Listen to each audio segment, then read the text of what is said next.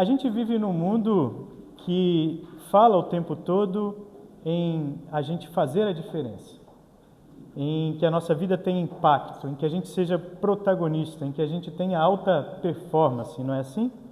O tempo todo nós somos chamados a ser relevantes, produtivos e precisamos estar visíveis, não só produzir, mas ser visível aquilo que fazemos para as outras pessoas. O tempo todo o jargão, o slogan é: você tem que fazer a diferença.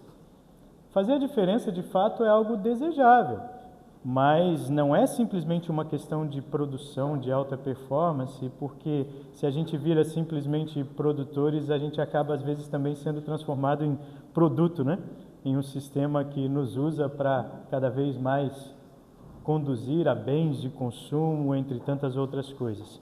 Fazer diferença no mundo é algo desejável, mas a gente pode olhar de uma outra forma se a gente olha para a maneira como Jesus fala disso no Evangelho de hoje, né? No Evangelho, Jesus desloca a pergunta, não é sobre o nosso desempenho, mas sobre a nossa identidade. A questão que Jesus coloca é: vocês são o sal, vocês são a luz. E não esforcem-se para brilhar como luz, esforcem-se para ser sal. Antes de qualquer tarefa, Jesus coloca uma certeza no nosso coração: nós já somos sal e luz se estamos com Ele.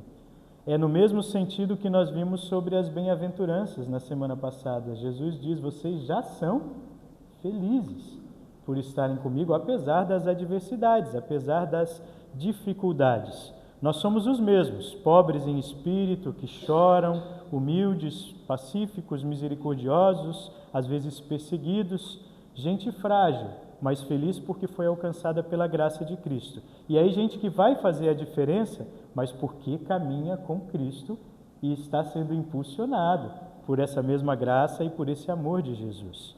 É por meio da cruz, do perdão dos pecados e da justiça que nos é imputada, é colocada sobre nós por causa de Cristo, que nós podemos ser sal e luz no mundo.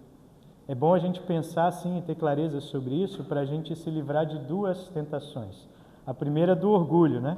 De achar que nós vamos ser a solução do mundo. Eu vou brilhar tanto que eu vou resolver todas as coisas. Eu vou temperar tanto o ambiente ao meu redor que todo mundo vai precisar de mim o tempo todo. Eu vou ser indispensável. A segunda tentação é a do desânimo, de achar que nós não temos nada a oferecer. E muitas vezes as pessoas dizem: mas eu não sei fazer nada, eu não tenho assim tanto a dar, a oferecer.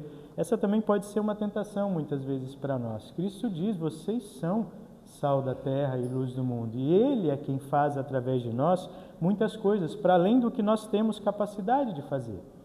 O próprio apóstolo Paulo, lá em 1 Coríntios, no texto que nós lemos, ele diz: quando visitei vocês, eu estava fraco e tremia de medo. Imagina, o apóstolo Paulo, quando visitou os coríntios, quando foi pregar a eles da outra vez, ele diz: eu estava fraco e tremia de medo. O meu ensinamento e a minha mensagem não foram dados com linguagem da sabedoria humana, mas como provas firmes do poder do Espírito de Deus. Portanto, a fé que vocês têm não se baseia na sabedoria humana, mas no poder de Deus. Se era assim com o apóstolo, é também assim conosco. O nosso impacto no mundo não nasce da nossa força, da nossa capacidade, mas da ação de Deus através de nós. Não é pela nossa sabedoria, mas pelo poder do Espírito Santo que age entre nós, pessoas comuns, com as nossas fraquezas e limitações. Nós apenas refletimos a luz que vem de Cristo.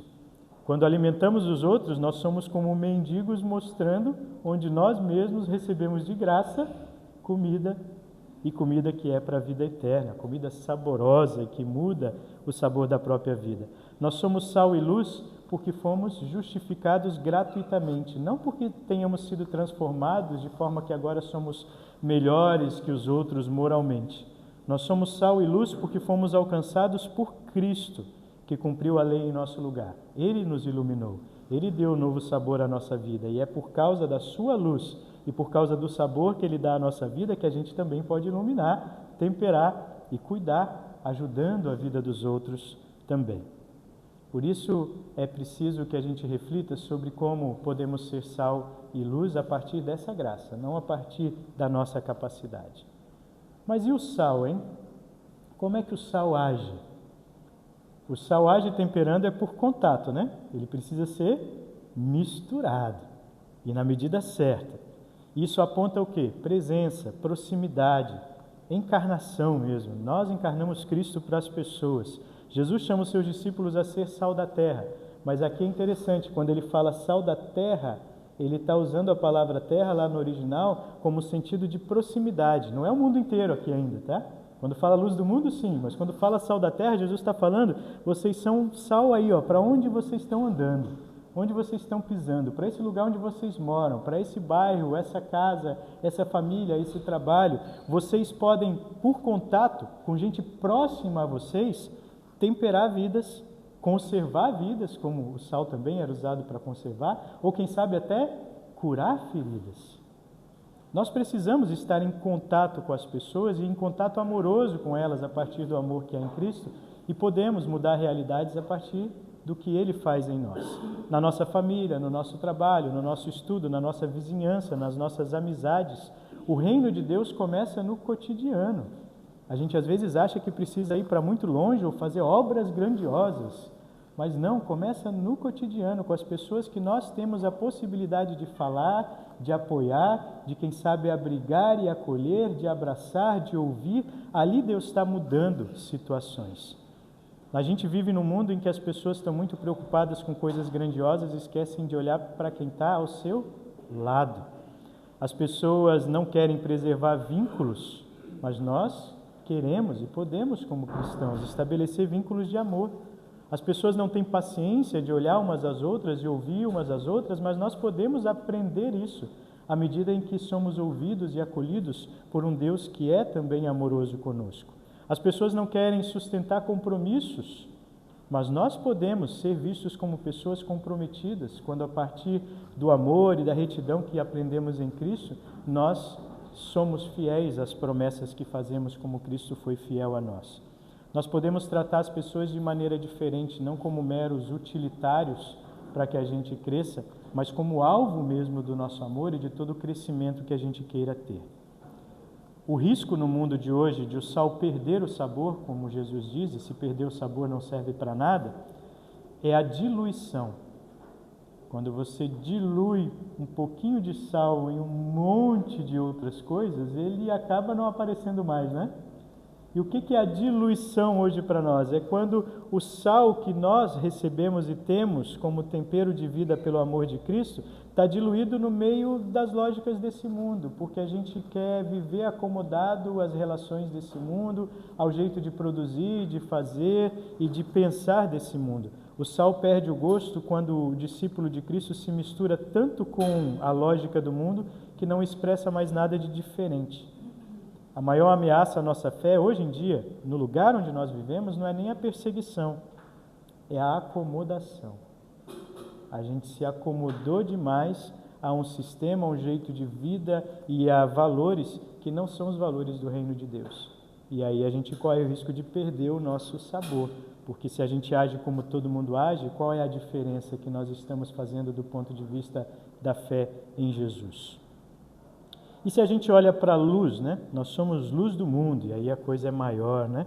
É uma visibilidade que de fato Deus quer que a sua igreja tenha no mundo, como portadora de boas obras, não que ela faça, mas que Deus faz através dela. E aí não é só a terra com T minúsculo, mas é a terra com T maiúsculo. Deus quer de fato salvar todos os povos do mundo, e a gente tem a nossa parte também nessa missão que é de Deus. Jesus diz, assim também a luz de vocês deve brilhar, para que os outros vejam as coisas boas que vocês fazem e louvem o Pai de vocês que está no céu. Mas cuidado, a luz aqui não é autopromoção, não é fazer o bem ao mesmo tempo em que mostra a cara para ter visibilidade, curtidas ou sei lá o quê. A luz que brilha aqui é a luz da transparência. Nós fazemos brilhar a luz que há em nós a partir do amor de Deus para que Ele, no final, seja louvado. Quando as pessoas olham para o testemunho natural em nossas vidas ou para o nosso testemunho como grupo, como igreja e para as coisas que podemos fazer a partir do amor de Deus, o olhar deve ser para Deus e não para nós. E essa é uma tentação que nós temos sempre, de falar muito de nós mesmos, do que nós fazemos, do que nós realizamos, como se ser amados e adorados pelas pessoas fosse ser o alvo da nossa vida, e não é. O alvo da nossa vida é apontar para que as pessoas amem e adorem a Deus, e para que nessa adoração juntos nós aprendamos a nos amar também. O Salmo 112 que nós lemos hoje: a luz brilha na escuridão para aqueles que são corretos, para aqueles que são bondosos, misericordiosos e honestos. E aqui luz não é espetáculo, né? Quem é realmente bondoso, misericordioso e honesto, às vezes nem aparece tanto, né? Mas as pessoas sabem que podem confiar, que podem contar. E quando juntos, muitos misericordiosos, bondosos e honestos, aí sim, fazem brilhar a luz do amor de Deus. Luz não é espetáculo, mas é caráter, é constância, é compaixão repetida no tempo. E é importante lembrar o que Jesus disse: eu sou a luz do mundo. Nós só iluminamos e só há luz em nós porque Cristo primeiro é a fonte dessa luz. Nós somos reflexo. Isso nos alivia também. Não só nos diminui, mas nos alivia, porque a gente precisa reconhecer que não pode controlar todas as situações, que não é capaz de resolver todas elas, que não pode carregar o mundo nas nossas costas. E que bom que a ação de Deus no mundo não depende do nosso brilho, da nossa sabedoria, da nossa genialidade. Aliás, a missão dos cristãos no mundo nem é governar, nem é sustentar o mundo inteiro. É refletir o amor de Cristo com fidelidade. E aí, nesse sentido, nós nos colocamos como totalmente dependentes de Cristo. Por isso que o texto seguinte, depois de falar do sal e da luz, é importante da gente ler. Jesus diz: eu não vim para abolir nenhuma parte da lei, mas para cumprir, para dar o sentido completo no que eu faço e realizo. Ele veio para cumprir a lei, e ele nos mostra que nós não somos capazes de cumprir. Porque se nem um pedacinho da lei é tirado, se a gente descumpre uma parte sequer, a gente é culpado de todo o resto. E não há um de nós que possa dizer: eu sou justo diante de Deus. Nós reconhecemos sempre o nosso pecado, mas confiamos naquele que cumpriu a lei em nosso lugar. Por isso a nossa justiça pode sim exceder, ir além da justiça dos escribas e fariseus. Não porque nós sejamos melhores que eles, muitas vezes nós agimos como os escribas e fariseus, mas porque Cristo foi completo e melhor em nosso lugar, e nós nos apegamos a Ele, ao seu amor e ao seu perdão. Nós precisamos reconhecer que muitas vezes nós não somos sal, nós não somos luz, a nossa luz frequentemente se apaga ou nós a escondemos com vergonha de quem somos e da nossa identidade cristã, e precisamos reconhecer que nós não somos melhores do que os outros, mas somos lembrados que a justiça completa é realizada em Cristo. Quando Jesus diz que a nossa justiça precisa exceder, Ele vai, Ele banca e Ele faz o necessário para ultrapassar tudo, para pagar todo o pecado de toda a humanidade, dando a sua vida na cruz. Ele não só cumpre a lei com uma vida completa dedicada a Deus, mas Ele também entrega a si mesmo como sacrifício pelo que nós não podemos cumprir. E a gente precisa sempre ser lembrado disso, da nossa total dependência de Deus. Porque nós vivemos muitas vezes no mundo tão distraídos que nós achamos e somos ensinados que tudo depende de nós, da nossa força, do nosso empenho, da nossa capacidade. Precisamos desacelerar e lembrar que todas as coisas, em última análise, dependem de Deus. E que até mesmo o que nós conseguimos realizar, se estamos fundamentados no amor de Cristo, deve ser para dar glórias a Ele, agradecendo a Ele pelo que Ele de verdade fez através de nós. Nós vivemos em um mundo que continua a precisar de sal e de luz, não é? É um mundo que se acha muito autossuficiente, em que as pessoas acham que não precisam de Deus, mas elas estão vivendo numa vida marcada por consumo, por aceleração, por exposição constante e estão profundamente cansadas. Muita gente está vivendo já uma vida cinza e sem gosto. E quando se depara com isso e quando passa a pensar realmente sobre a sua vida, parece que não encontra mais sentido em continuar. Por isso, a nossa presença precisa ser ainda mais relevante e pode ser ainda mais relevante, porque nós já somos sal e luz em Cristo. Nós podemos oferecer descanso ao invés de ficar cobrando. Nós podemos oferecer escuta ao invés de ficar julgando. Nós podemos oferecer misericórdia ao invés de ficar perguntando pela performance das pessoas ou pelo que elas fizeram ou deixaram de fazer. Quando alguém encontrar em nós um amor real e acolhedor, vai estar vendo o reino de Deus agindo entre nós. A nossa missão no mundo como cristãos não é gritar mais alto, não é dominar todas as esferas, mas é ser influência onde nós podemos estar e é ser luz onde juntos nós podemos brilhar, levando sabedoria de Deus e levando misericórdia às pessoas. Isso não tem nada a ver com barulho, nem com truculência, nem com inimizade. Tem a ver com serenidade, com paz, com justiça, misericórdia e bondade. Jesus não chama a igreja a ser extraordinária aos olhos do mundo e a dar espetáculo. Jesus chama a igreja para ser fiel. E aí uma pequena quantidade de sal pode transformar muito. Uma luz pequena pode já romper com a escuridão. A pergunta final não é quantas pessoas estão nos vendo ou nos notando.